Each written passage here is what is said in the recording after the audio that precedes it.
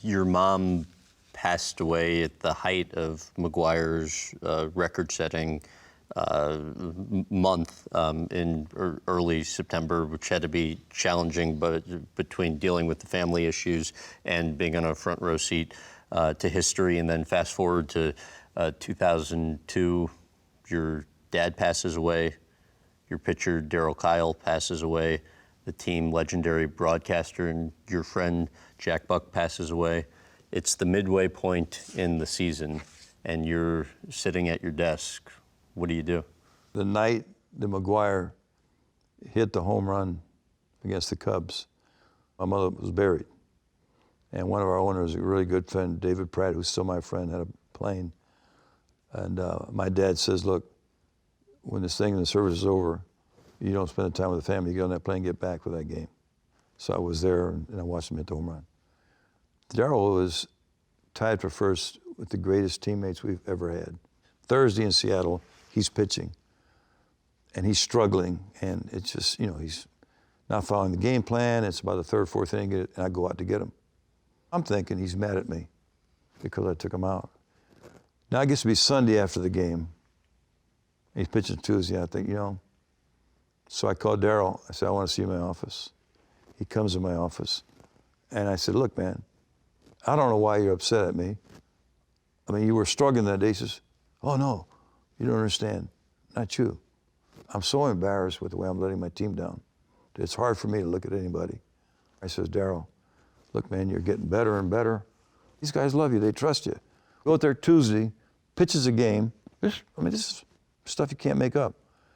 Beats the Angel, we go into first place.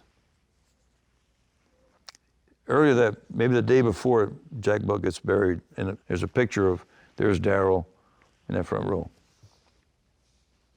Fast forward, he dies on Saturday. His wife tells me, this one amazing lady, Flynn, man, I don't know what you told my husband. When he came back Sunday, he's a new man. So I think to myself, going back, suppose I'd have been stubborn and played the leader card and say, hey, if you don't want to talk, I don't want to talk. Then this guy would have died and not have known that conversation. So I look back and I think the value of personalizing a relationship when you're a leader, and it's the hardest way to lead because you got to do it every day if you do it right. The value is not just you get guys to buy into the team and play, it's that you build that caring and the respect and trust. If I had not been taught that was a leadership role, I probably would have mugged that chance. Talk about regrets. That guy would have died without knowing what we all thought of him. So what about 2002? Oh man, it was such a incredibly difficult year. Our guys were just in despair. We voted to play Sunday night because Darryl never missed a start. We played and the Cubs beat us. So we went through about 10 days or 2 weeks. The club was just, and as a leader and our coach, we're thinking, hey man, I can't be yelling at these guys. I mean, these guys they're worrying about Darryl, they're worrying about the family, they're worrying about their own mortality. From his day he died to the end of the season we won, his number is 50, we won 57 games and won the division. Now that's eerie stuff, man, but that's all true. We went against the Giants, and I was convinced that team was destiny. We were going to beat the Giants, we were going to the World Series, and we lost. To this day, the series in October that I most regret was losing to the Giants because our club deserved to keep going because we were dedicating it to Jack and Darryl. 2006, you do win the World Series. You're in your office.